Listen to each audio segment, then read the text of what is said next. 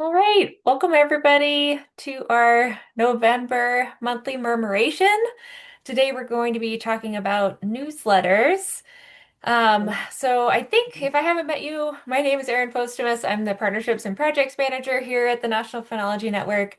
And I'm joined by Erin Grady, one of the other Erins on our team, who's our engagement coordinator. So we're going to be getting into some tips today about newsletters. I do want to share, I do not have a background in communications. I'm pretty much self-taught in this, but have been sending out a lot of newsletters for the past 10 years. And I think it's kind of a positive that if I can do it, anyone can do it. You know, I've learned things that are from resources online and happy to pass all that along and try to keep things simple for you. So if you want to just try out doing a newsletter, it's kind of there's a lot of kind of low effort options to do it. So I'm going to be going over some different tips and resources available. But I do want to offer if anyone is already sending out a newsletter, we'd love to look at that. So we'll have some time for that towards the end of the call. So I don't know if anyone right now has one, just to let me know. Does anyone have a newsletter they want to share at some point during the call? If not, that's totally fine, but you can put it in the chat or like raise your hand and we'll make sure to have time to look at your newsletter as well. If not, I have plenty of examples to share with you. So, okay, I don't see anything yet. So we will, if anyone does have something they want to share, we'll circle back to that. But we will just jump in then. So, I think the first thing to think about when you're going to be planning out newsletters is thinking about who your audience is. I think that's a good thing to think about whenever you're doing writing, is to think about who you're writing for. So, I think this can take different shapes. Most often, I think for local phonology programs, if you're doing this as a leader, you're often going to be sending the newsletter out to your participants as part of your program. So your main audience would be people that are collecting data for your program. But you may also want to send out a newsletter to partners, or even people that are what we consider like stakeholders, maybe funders, or people that are kind of invested in your program.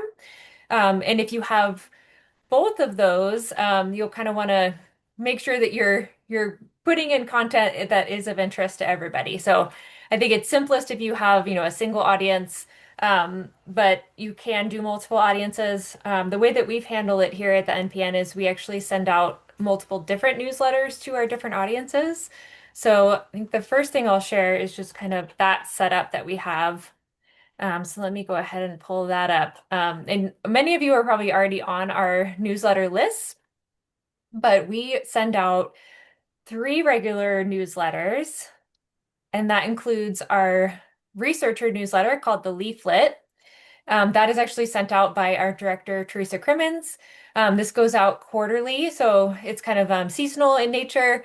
And she generally includes information about resources in terms of the data that we have available, publications, things that help you with kind of downloading the data or accessing the data, and then just other things from the phonology research community. Then we have our narrative newsletter is primarily for our observers. So this is our largest newsletter list. And this is mostly content that we feel like would be of use for people that are collecting data. And then the third newsletter we offer is for our partners. And this is a lot of our local phonology programs and local phonology leaders. And then some other partners as well that we've had through different agencies like the Fish and Wildlife Service, Park Service, et cetera. The nice thing about having multiple newsletters, if you want to do that, is you can repurpose content. So we do quite a bit of that. If we feel like there's a particular item that's of use, we can kind of just copy and paste that. And we do have a little bit of overlap between newsletters, but we've often heard that it takes you 3 times to learn something. So we don't feel too bad about sending things out multiple times because it gets it in front of people's eyes that way. So that's kind of how we handle this, but I would definitely recommend, starting small if you're going to be embarking on sending out a newsletter for the first time and just do one single newsletter and figure out who your main audience is and just try to kind of write content for that audience. I think it's useful to figure out generally like what are the main categories of content that you would like to include. So one thing that we do with our newsletters is we have these templates that we use, and we'll be talking a little bit more about our platform that we use, but generally when you send out emails through these email platforms, you have a standard email that you can just kind of copy and then redo the content in. And so if you have standing sections, it makes it easy to kind of plan out what you're going to have for the different areas. So I'll pull up one of our newsletters that went out over the summer for the observers. And you can see we always have these main sections, which is what's new at Nature's Notebook and the NPN. We have recent happenings in the field of phenology, Nature's Notebook Nuggets, which is kind of a tip that has to do with observing. And then this is kind of a catch-all, more ways to get involved. Often we share news that come from our partners or just things that we've heard that we feel like are of interest. So having those kind of standing sections, I think makes it easier to know what you can kind of plug in to the different areas. And you don't have to think about it too much. So you don't have to use these categories, of course, but come up with a few different things. And it doesn't have to be four of them or five of them. It can be as many or as few as you want.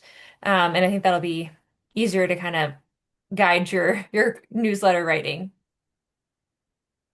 Also, in terms of the frequency, I would start with a low frequency. I think seasonal is kind of nice. It's very relevant for phenology, and writing four newsletters a year is feels like kind of reasonable to me. If you want to go more frequent than that, you can always do that later. But I think it's easy to kind of like overcommit yourself and like say, I'm going to send out a monthly newsletter and then you just end up getting overwhelmed with all of the content you have to put together. So I would recommend starting with just for a year, starting seasonally, and then you can always add on.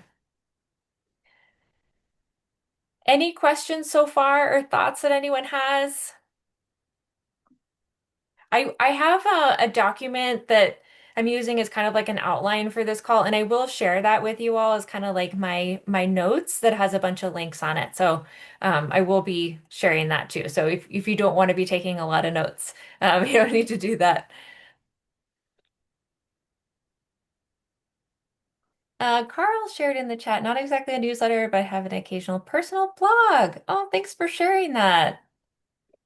That is very cool. Maybe we will take a look at this. So I'm just going to pull this up. This is lovely. So Carl, who is with the Albuquerque Biopark Botanical Garden in New Mexico, puts together this blog. And it looks like this is monthly. So that's, or maybe even more than that. Looks like you have multiple posts per month. That's a lot. That's really amazing, Carl, that you do that. I'll have to check this out. Apologies for the occasional Oh, drift into politics, or but baking. otherwise, it's sort of a stream of consciousness. Oh, I love that. I might have to check out your recipe. I love baking too. All And right. I do not post links to recipes that are losers. If there's something there that I cooked that was worthy, it's definitely worth chasing down. I Excellent. The London Fog tea loaf was a King Arthur flour bake of the week, and and they don't mess around. That's amazing.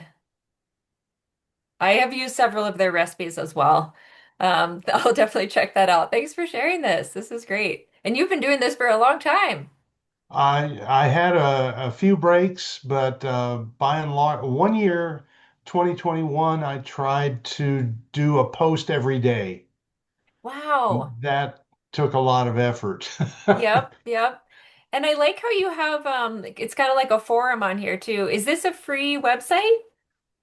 This is Google's blogging engine. So Okay, yeah, anyone can sign up for a Google blogger account, and they've been around forever. So that's great. it lets you pick a skin and a look and feel, and Uh-huh. does a nice job of indexing everything for you. That's great. Yeah, we'll definitely share that around. I'll send a follow-up email with Now, some of I these have links very and few stuff. regular readers, so any feedback would be appreciated. Okay, great. And I see that Rita and Steve have sent me a couple things. Okay, so I'll check those out too and follow them up. Okay, great. Let's see. Um, I don't see it yet, but oh, I see. Okay, they're like Word documents. So Yeah. do you email these out then to your list of observers? We do, and we also in our kind of our break room at the uh, extension office, we put a little one of them up as a sign so that people going in to get coffee can see them. Oh, very cool. Okay, let's take a look at that. So this is one of them. So Southwest Seasons. And if you don't know, Rita and Steve are here in Tucson with the Master Gardeners. Okay, so you've got that's a nice picture. Passion flower. Very cool. And so how often do you send these out? Once a month. Okay, that's Yeah. great. And so you highlight different species Yeah, in and some unusual thing that may be going on in the gardens. very cool. It's all pictures from the Master Gardener demonstration gardens. Oh, that's wonderful. Very cool. Thanks for sharing that. Oh, sure. There was another one. Yeah, but that's all right. There was another one. Okay, let me grab the other one. Let's see which one did I get before. We got, okay, let me just download it.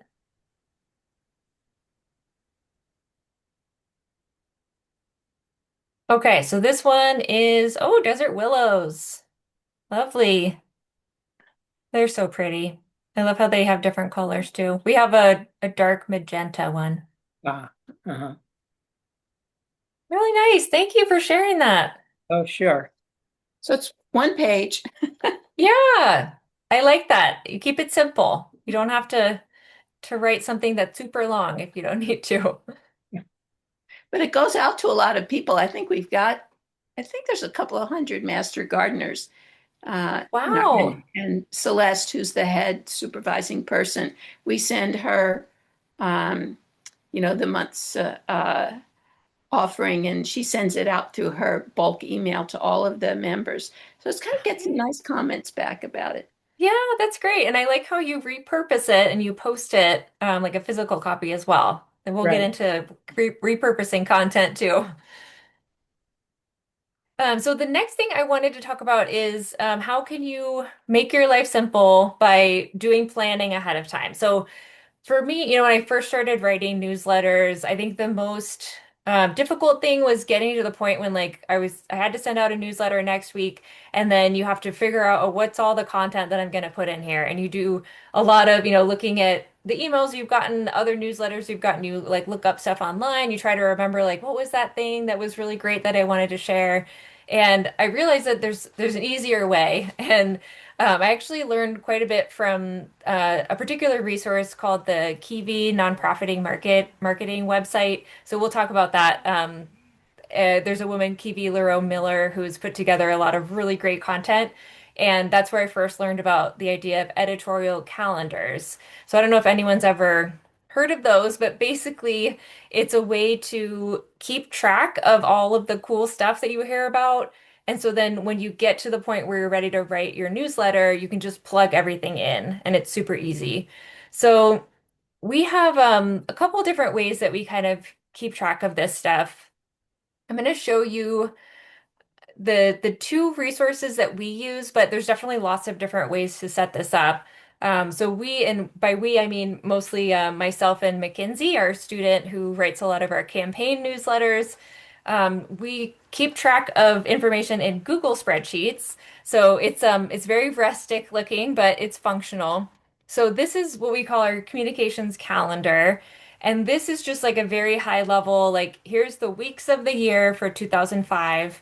Here are the newsletters we want to send out, the campaign messages we want to send out, a little bit of a note about like what is the topic, for especially for particular campaigns. And then we also keep track if there's like special like holidays or events that we want to make sure that we include. So one of our favorite holidays here at the NPN is Groundhog Day because we like to, challenge the groundhog's predictions about when spring's going to arrive with the real data that are collected in Nature's Notebook. So we definitely highlight that, but there's lots of other events too. And so we basically use colors to indicate like who's going to send out the newsletter. So I do the blue ones and Mackenzie does the green ones. And then we basically just put in like the connection. So that's that partner newsletter is going out the third week in January. There's going to be a pollen trackers message going out the last week of January.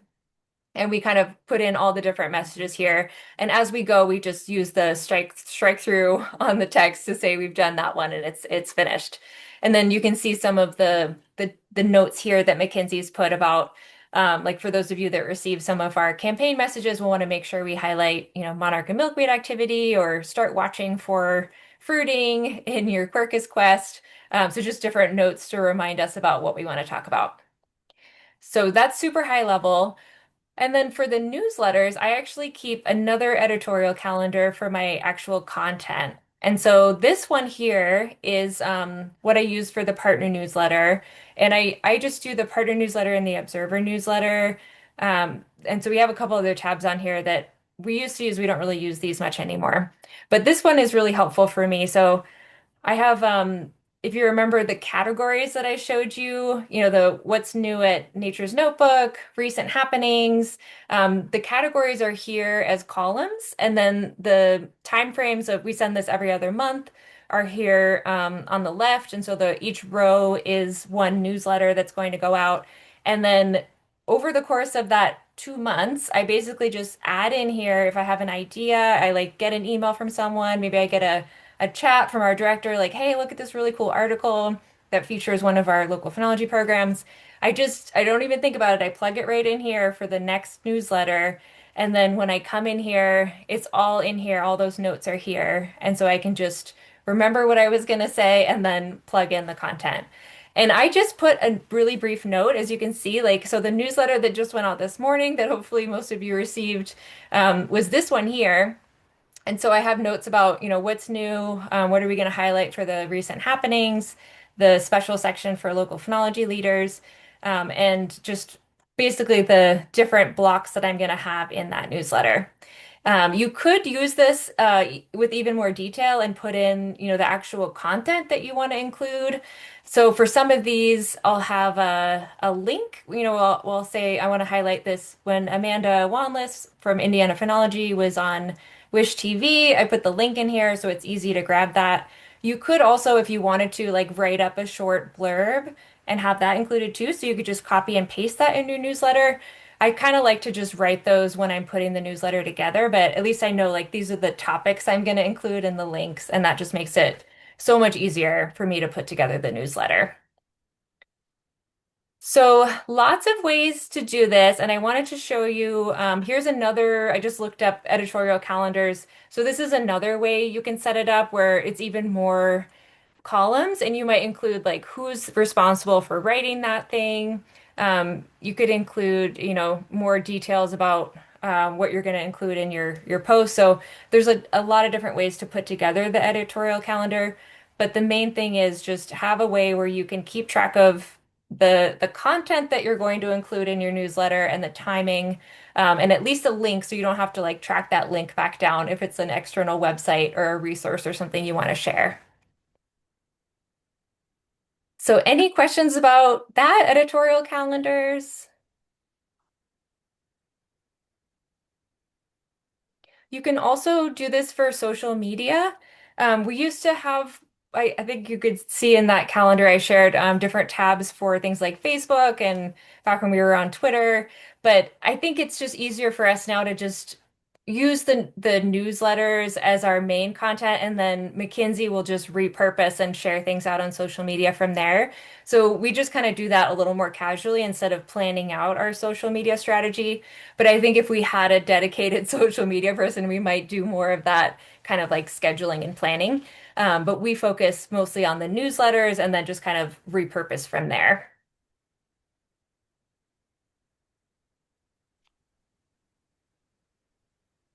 Any other questions or thoughts? Otherwise, I'll just keep talking. Grace asked you create your editorial calendars from scratch. So yeah, each year what I do is I make a copy of that spreadsheet, and I will just clear out the content from there. And then I have basically the template, which is, my months that the newsletter is going to go out, and then I keep my categories the same. And then I just have that empty calendar to work with. And there might be sometimes there'll be things where I had planned on including like 3 items for the more ways to connect section. And then something like lands last minute and I don't want to have too many things. So I might like bump something down and just kind of put it in the next month, or just put it down at the bottom. And so sometimes at the end of the year, I'll have a few things down there that I'll copy over into the new calendar if I haven't used them yet. But mostly I just start fresh at the beginning of the year. But I do, because I have those categories, I use the same categories, which makes it easy to know where things go. Yeah, good question. Any other Erin, questions? Yeah. I've been driving. That's why I've been listening. Um, so our group uses groups.io, which I was like, oh yeah, I could use this to communicate. And now I'm realizing some of my volunteers are not going to be with that organization. So what platform do you use to plug in people's emails that it sends it so you're not having to, send emails, Yeah, so separate emails? I'm gonna put a plug on Is that that for gonna, now because or pin on that because we okay, are gonna talk about that. Yeah, email platforms and kind of the pros and cons of those. So yeah, we'll get to that in just a minute. But yeah, that's a great okay. question. It's a lot to manage emails. So we use an email platform, but yeah, we'll talk about that. Yeah, so that I did want to just talk about content repurposing before we do that. So maybe let's move to that. Oh, I see another question from Grace about the starting from a Google spreadsheet. Yeah, so I started from a Google spreadsheet. If it's helpful, I can share like a blank version of that calendar. But really, I think the main thing is you can orient however you want. We like orienting it so that the rows are the dates that you send the newsletter, and then over across the top it's like the categories. But you could really do it any way you like. But yeah, if it's helpful, I can put the template that we use in the email. Do you save your old planning documents? Yeah, I do actually. So we have one of those tabs on that spreadsheet. It's like an archive. So I do just kind of like copy and I paste. It's really long and you wouldn't ever want to really read it, but if you really wanted to look back at it, but we also have archived versions of the actual newsletters as well through our email platform. So we can look at it that way. But honestly, I don't, other than a couple times. I haven't really referenced past newsletters much, but you might, for different reasons. I just haven't really seen a need for that. I generally like once they go out, they're kind of done. Um, but there's different ways to kind of keep track of them, especially if you're using an email platform. Yeah, so let's talk a little bit about content repurposing. So I definitely want to encourage you to make use of all of the stuff that we put out. So I will share. So this is the doc that I'll send around, and I have a couple links on here. So many of you are probably on our campaign list for various campaigns, but for each of these campaigns, we have a newsletter list that you can sign up for. And there should be, well, it's loading kind of slow. I was going to pull up one of the past emails, but if you get any of these campaigns, and you can sign up for any of them by, going to one of these web pages, and then you can go to the sign up link here. And then when you get those, I think this is an example of one of them. There'll be a whole bunch of content in here. And so you're welcome to copy and reuse any of this stuff. So if you see like your local phenology program is one of our top phenology programs for observations for a particular campaign, like go ahead and, right click, save this image, and you can just send that out in your newsletter if you want to. Same thing with any of the visualizations that we include. You can, save those, save it as whatever you want, and just reuse it. And then you can use the text as well. We do not care if you repurpose our text. Feel free to do that.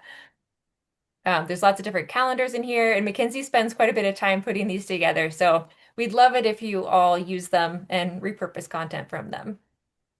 And again, you can just go to any of the campaign landing pages and then find the sign up link to receive the newsletters. Some of the campaigns have finished up for this year, but you can always sign up and then you'll get them next year.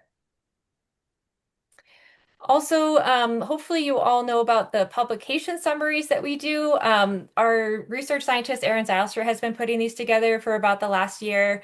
And these are generally about recent publications from within the last couple months that use Nature's Notebook data in research. So for each of these, we put together a public-friendly summary. We try to make it, not a lot of scientific jargon and easy to understand. And we also have particular sections where we give you kind of an overview of what happened and what did the researchers find, why is it unique or special, and then we always include this, what does this mean for you, to try to make it relevant. So you can send out this link, you could like pull content from here to share with observers, whatever you want to do. And this one is actually really exciting because if you saw in the partner newsletter today, we actually sent out a special e-blast earlier this week to the observers that actually had data featured in this particular paper. And this is the first time we've been able to do that, where we could track back who was actually in the data set that was used in this study.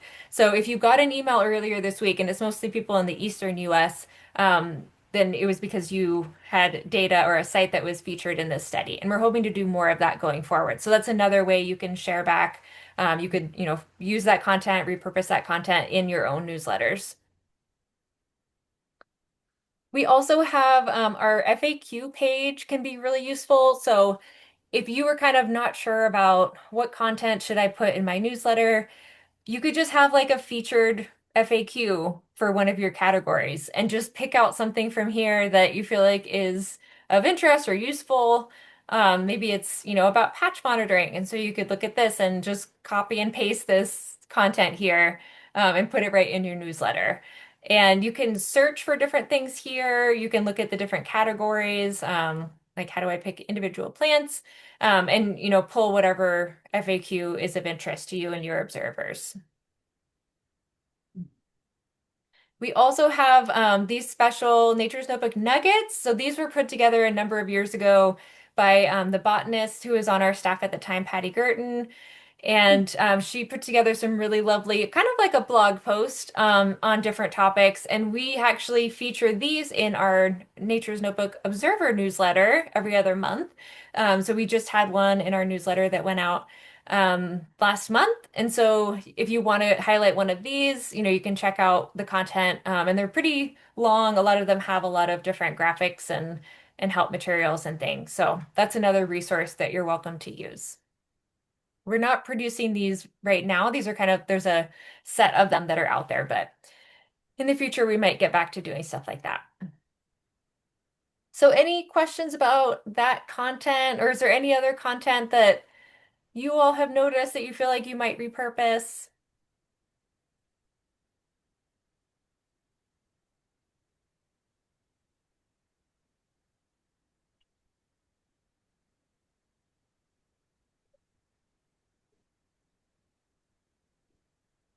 Not, then the next thing I wanted to talk about is email platforms. So there are many different ways to send out emails. I think, the simplest thing is you send out an email from your Gmail or whatever email platform you have to a list of emails that are maybe your observers or the people that are part of your program. And you kind of manage your own email list. That's like very simple. It's free as long as you're using a free email platform. Um, if you start to get many emails, I think then it becomes a little more complicated and it might be nice to have a way to manage those. So there's different options for that. The one that we use is Constant Contact, but there are many other options as well. The main benefits, I would say, of those kind of email software platforms are they allow you to manage your contacts. So you import contacts into that platform. They're very strict about making sure you have permission to email the contacts. So you can either through that platform create what's called like a landing page. So that would be something like for the Nectar connectors one I shared. Let me just pull that up. It allows you to set up this kind of thing. It's called an email landing page. And so it takes you through, it has all this Cloudflare protection security stuff that's built into the platform.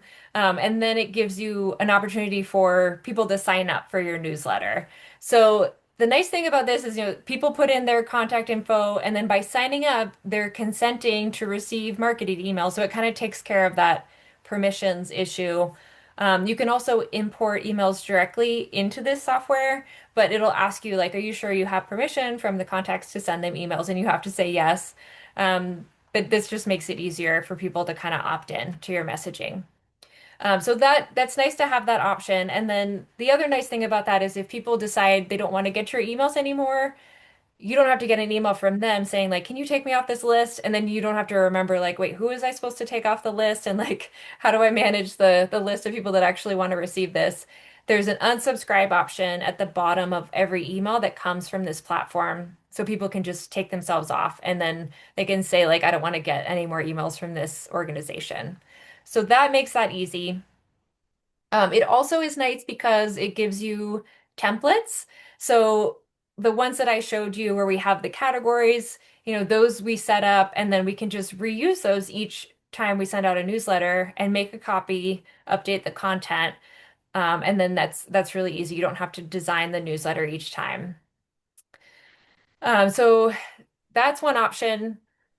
I would say that another thing that those platforms do is they track the percentage of people that open your email and then also that click on different links. So if you really want to get into doing marketing stuff, you can figure out like what are the pieces of content that people seem to really like and they're really interested in. And you can look at, what are the top performing links that I've included in the last like year of newsletters. And we've done that and we call that like an audit of our communications. And then we've made some decisions in the past, like, oh, it seems like people really like this one kind of content. Let's do more of that.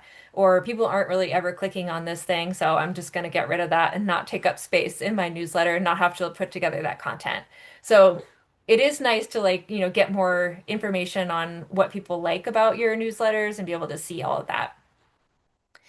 The cons for those platforms is you generally have to pay for them, although there are some free options if you have a few amount of contacts. And for many of you, you're probably in that category.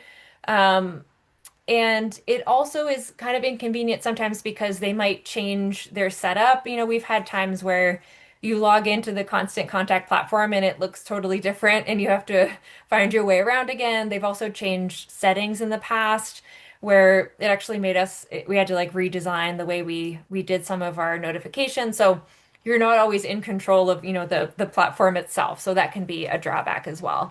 But generally for us, it works pretty well. So yeah, thanks Erin G for putting that info in here. And we have a little bit of information here that I'll send out to you. So we just looked up like if you have fewer than 500 contacts, which many of you are probably in that boat, it's only $12 a month for Constant Contact, and that's a pretty powerful email platform. I think it's one of the most popular ones. You see a lot of organizations use it. Once you start looking at emails, you'll notice it at the bottom of a lot of emails. So that's one option. And that'll give you all the features of the subscribing and unsubscribing and the templates and all that, the clicks and the opens. MailChimp is another option. It's actually, I was surprised that it's actually a little more expensive than Constant Contact. I think it has a lot of the same features. So those are two options, and that's MailChimp's one that I've seen used a lot as well. And then we looked up just a couple other things, and there are some free options, especially if you have, less than 500 subscribers. But we have not used these. So MailerLite and Sender are just ones that Aaron G was able to find. So we can't tell you, that these are good platforms, but they are available and free, so you could test those out. There's a couple articles that say like top 10 email platforms, or if you do some searching, there's some people who have curated resources to help you find out. There's a lot of options out there. Yeah, yeah, for sure. Yeah, and then do you want to share, Aaron G, about what you found about Canva and the Yeah, newsletters? sure. Let's see. I can share my screen. I don't know how many people are familiar with Canva, uh, but I really like it and use it for a lot of things, especially because it has a free version that allows you to do a lot. Um, and it's kind of, it helps you make graphics. It can help you make presentations, flyers, social media posts, and it kind of has all these templates, which is why I really like it. So you can search something like here, I searched nature newsletters because I wanted a newsletter template that already is kind of the theme that I'm going for. And here I am on the free version. So you can see in the corner if it has this little crown here, those ones are off limits to you unless you pay. And I think it's something like $15 a month if you want to pay. But you can get all of these free options. So let's say I'm interested in this newsletter. Um, if you click customize this template, that's totally free. It only costs money if you want to order it in paper form. Uh, and then it has this template that you can throw your own information into. You can upload images and drag them in here pretty easily, add your own content. And there's a lot of different options, kind of for anything that you might need. So I like it because you don't have to fiddle with moving around pictures, or if you don't love graphic design and you don't want to spend hours kind of working on those details, this is a way to make something that looks nice and you can just fill in text and a couple photos. So, and that's Yeah. called Canva. Yeah, and Karen mentioned that you can get it for free if you're a nonprofit.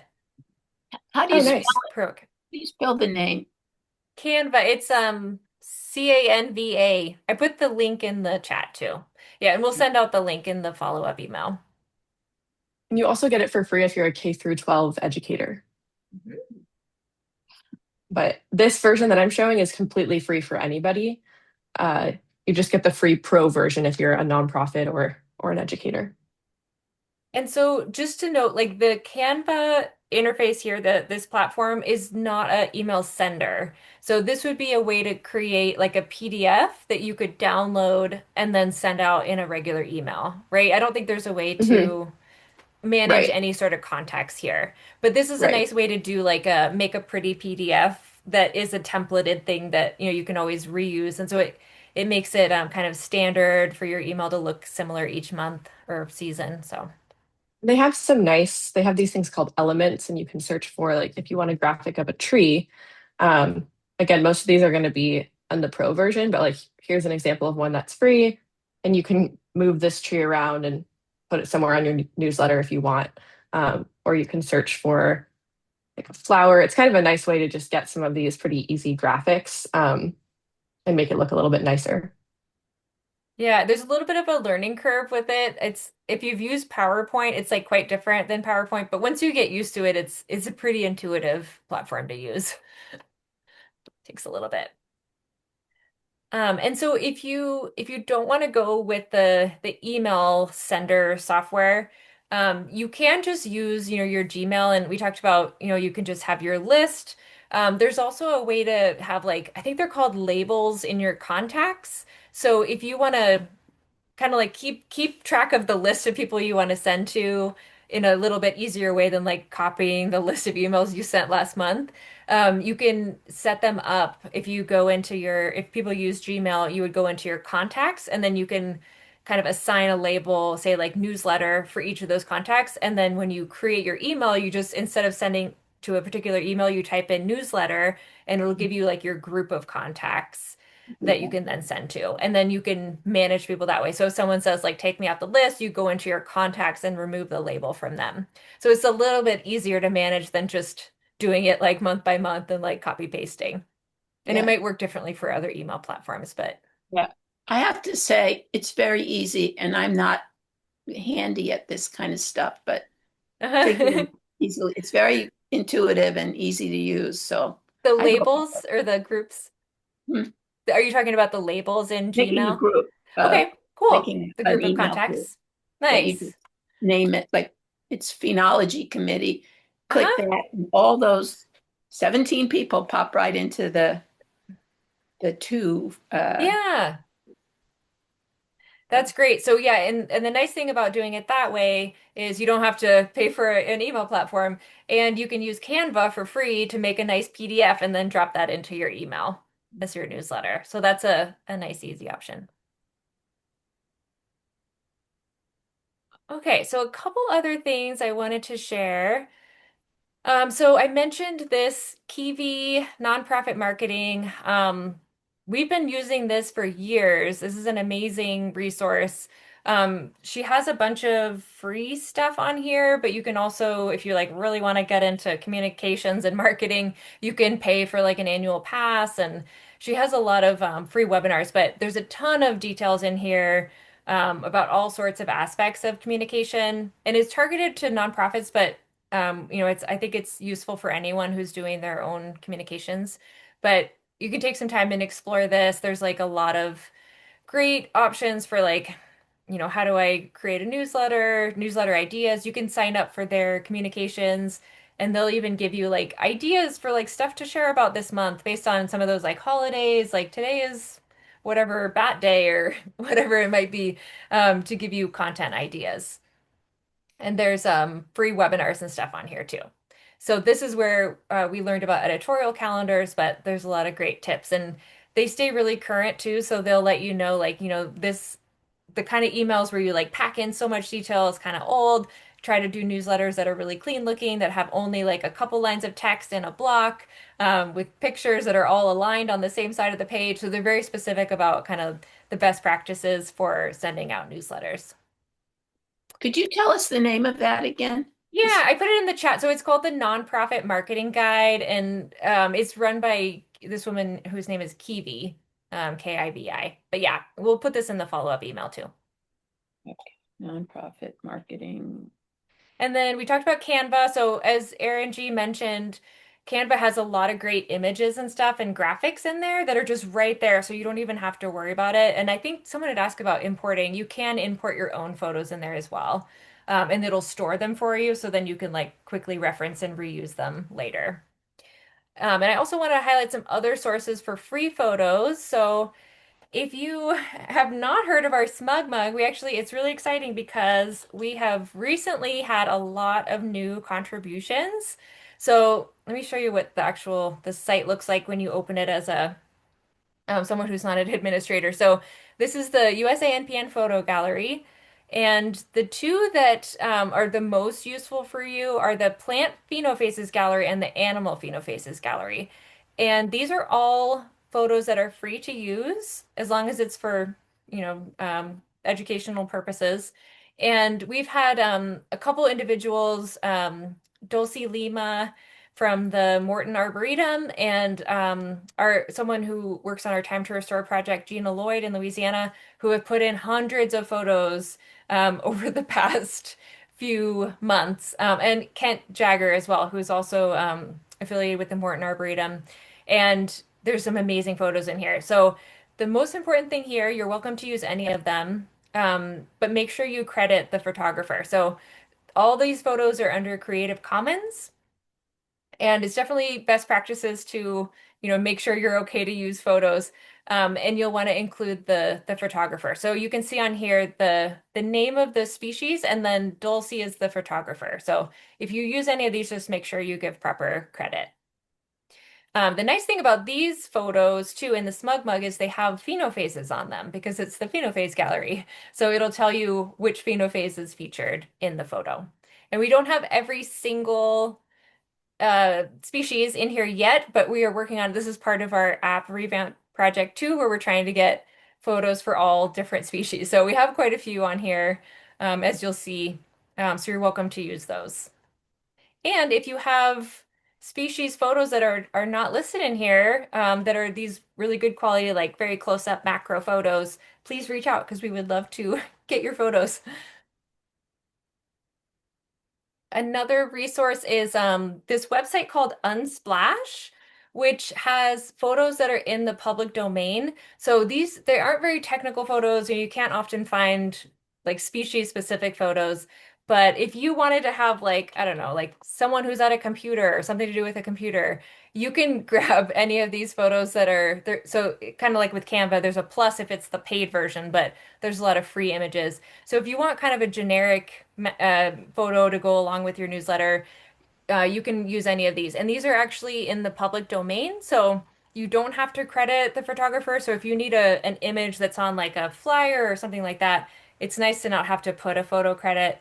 Although they do say it's nice to put the credit if you can. So you're welcome to use those. And then Wikimedia Commons is another one Possibly Unsplash. I'm Oh, not sure. that has free or public domain photos as well. And they sometimes will have more, species specific kind of photos. So you can put in a scientific name and sometimes you'll get a photo. So we'll put the links to all these. You don't have to worry about it right now in the follow-up email. Any questions about any of that? There's somebody who lives in a cold part of the country. Is Karen there asked a about list what email do you of do that? Oh, sorry, is there Carl. is there a list of target species that you need phenophases photographed? Um, I don't think we have an updated list right now, but we don't have very many photos from the Southwest. So I imagine for your species in Albuquerque, we would love to have them. But I could probably get you a better list, Carl. Okay. Yeah. Well, you know what we have here, and Yeah. if there are any that we should be looking at, especially since we're heading into winter, so next spring will be a great time to start. We Okay. can we can plan that. Yeah. I think four-winged saltbush is probably one that we don't have many photos for. yes. Yeah, that would be great, especially, at the start of those phases, if you go out one day and you know that, this is the onset day, it's a great time to snap a photo and really like get those nice photos of phases. Erin, do we have a mechanism for people to upload photos or is it through email? Yeah, so we have some details on this page. Let me put it in the chat. Generally, yeah, if you could you can email me or there's a Phases email on this page that I'll share in the chat. But right now we have to give you an upload link that's specific to the gallery. So it's like per species, there's a link and then it opens a web page and then you can like submit your photos. But we generally like to check with you first to make sure that the title is correct because we're very specific about having it say like the scientific name of the plant with an underscore and then the photographer name and then the phenophase and making sure you're okay with the photo license. So we have some back and forth usually before we have you start uploading. So yeah, I'll let me put this link in here. And this web page is actually about phenophase photo guides, which we're not really doing much anymore, but there's information on that page about phenophase photos. And it has some instructions about like how to title your photos, and then how to email them. So, or email about them. So you can reference that. But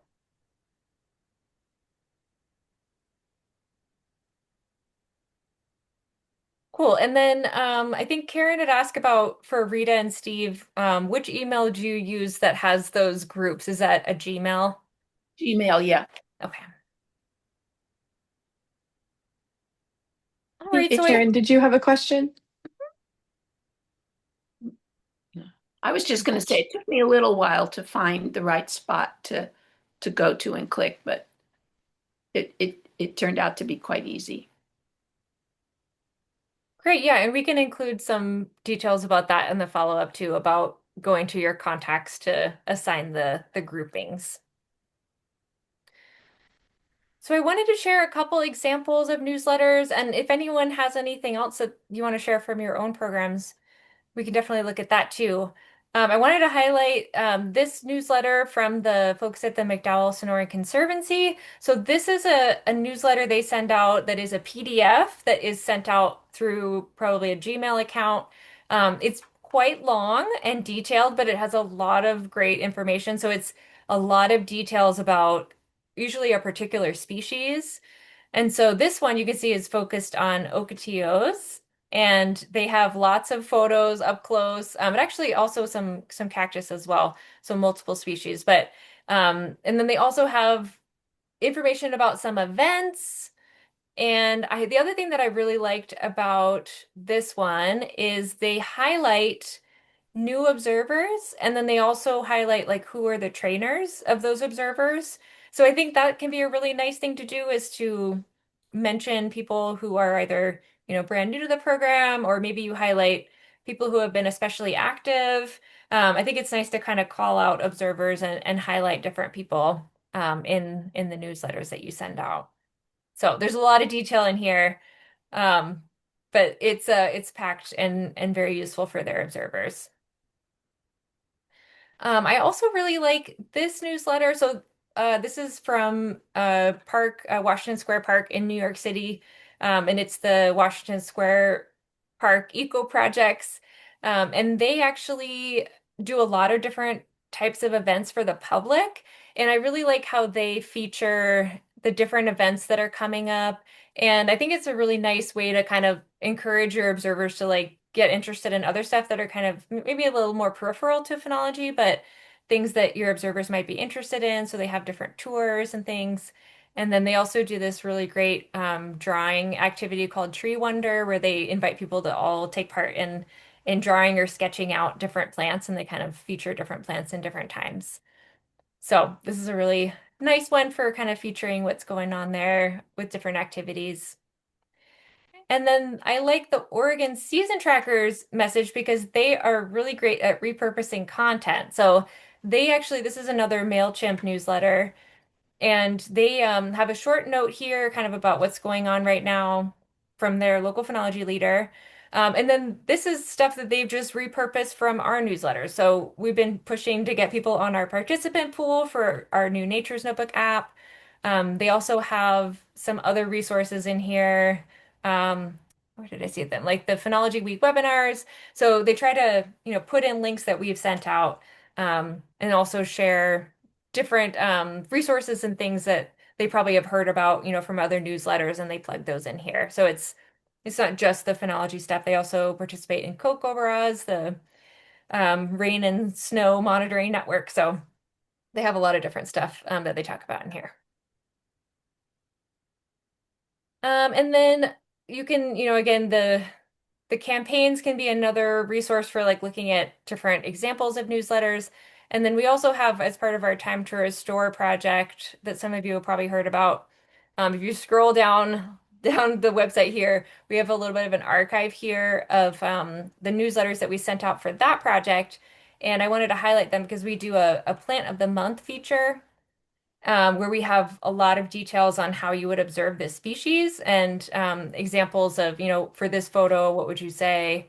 Maybe this one has a little bit more examples of how you would observe the yes, no questions, and like what is a flower bud versus an open flower, and how you would count the inflorescences. So you definitely can repurpose content from those two, or use that kind of as an example of what you could put together. Any other questions or anything, or does anyone have anything else they wanted to share from their programs about how you do communications?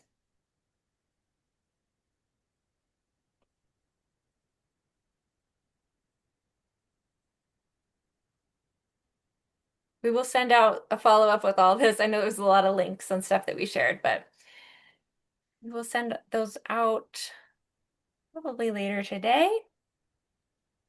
I'll mention really quick that our LPL virtual conference, which is happening in January, the registration just opened today and actually yesterday. So I'm going to put the link for that information in the chat. And you'll probably see those communications on social media and through different newsletters and such. Thank you. Yeah, we already have a bunch of people signed up, so that's really exciting. And a lot of people that I don't recognize, so I'm looking forward to it. And we would love to have you share. You'll see in the registration form, there's opportunities to be part of a LPP showcase where you can actually share for just a few minutes about your program. And we also have a resource share where you can share something like a newsletter, a blog, whatever you want to share, or a flyer or something. So yeah, definitely encourage The you to other sign up for sessions that. are a combination of discussion sessions, where you'll be in breakout rooms kind of talking with other LPLs, but also we have panel presentations by researchers and educators and some presentations by the NPN team, updates on our mobile app, and yeah, lots of good stuff. I have a question. Is there known what an average number of an observation group program, what a program has, like we've got 17. Some people Hmm. have 5, some people maybe have 50. Is there some known average of what or what the range and average of numbers in those groups? Yeah, that's a great question. I don't have that off the top of my head. I could definitely look that up. What we have is we have information about how many observers have contributed to programs, and then we also have from some past annual surveys, our local phonology leaders will tell us like how many people they consider to be like part of their program, regardless of if they've like been an observer that submitted data. Because I think there's some efforts where multiple people will go out observing and only one person submit. So sometimes those numbers are slightly different. My feeling is it's probably like 10 or fewer for most programs, but yeah, I'll look that up and and let you know. Maybe if we can pull that together, I can put that in the follow-up email too. But yeah, it's a good question. I know that for some programs it's lots, especially schools. I feel like those are probably the ones that have the highest number, and generally those are like university classrooms where they'll have 100 or more students that are participating in their program. And we try to encourage them to not all observe the same plants and try to have, one student for each if they can. But yeah, I think what's it, 10 to 10, 10 to 20? Yeah. Okay. Yeah. How many do you all have? We have 17. 17. Yeah. That's Yeah. great. It's Yeah, a I think nice manageable number. yeah. Yeah, do you remember how many it was when the program first started? Uh, well, let's see. I don't. It was more like 6 or 7. Hmm. Hmm. 10, Steve's saying 10 at the most, but I think 10 or under. Yeah. Yeah. Yeah, I think that's a manageable number when you're starting, especially if you don't have a volunteer coordinator staff person whose their only job is to train people. I think that number, 5-ish is great for getting people trained, and then you can grow your program later. Yeah, ours Yeah. started small. It grew steadily for a couple of years. It kind of peaked and Uh-huh. then to where we kept a number of plants observed constant, but uh, sort of changed the arrangement of the various trail groups to Hmm. where we had 4, but then we found we had to back down again, and now we're at 3, and that 3 trails, and that seems pretty stable. Yeah. Our number of plants has remained stable now for several years. So we try to keep it at 40 plants, Yeah. Well, which I think that's wonderful that you've grown to 17 observers. It's yeah. Well, we impressive. were at 18, but somebody stepped out. She had It overcommitted. happens. Yeah. In Yeah. the master gardeners, you sign up to work in various gardens, and some people just stick with one. And she had signed up for 3 committees, and she realized she kind of overdid it. So Yeah. Well, 17 allows you to, yeah, if people are overcommitted or they move away, then you have some leeway there. And I think this is one of the reasons we're excited about the conference in January is sometimes we don't even know the cool things people are up to. And this is a cool way to kind of learn more about other programs and like what is the norm and what are the outliers and what ways are people doing different things and what are some programs really good at and what are some programs struggling with. Like it's a kind of a cool opportunity to get that information. Yeah, definitely. Yeah, Karen? Karen, do you have a question? Yeah, on the conference note, is this like are you open to like us forwarding the registration to people who maybe even aren't observers yet, but maybe it's like a elementary school teacher who's like hoping to maybe get more information? Like what's the audience that you would be open to having register? Yeah, I think, based on the content, it's really focused on local phonology programs, but it doesn't have to be people who are already participating. I think it would be really useful for people who are coming into it and like hoping to create a program or be a local phonology leader. What do you think, Erin G? Yeah, I mean, it's nice because you can kind of participate in different ways. So as an established LPP, you can share at the showcase and really participate in the discussions. But there's also you could be a listener and just hear about people's programs. And we have an educator Q&A panel on Friday, so maybe get some inspiration. I think we're pretty open to whoever is interested in coming in whatever kind of capacity they're interested in participating in. Okay, thanks. Yeah. All right. Well, thanks so much for taking the time to talk to us about newsletters. We'll send out that follow-up email with all the resources, and we'll hopefully see you online soon. Right. Thank Have you. a Thank good you. rest of your Thank day. you. Okay, bye, everybody.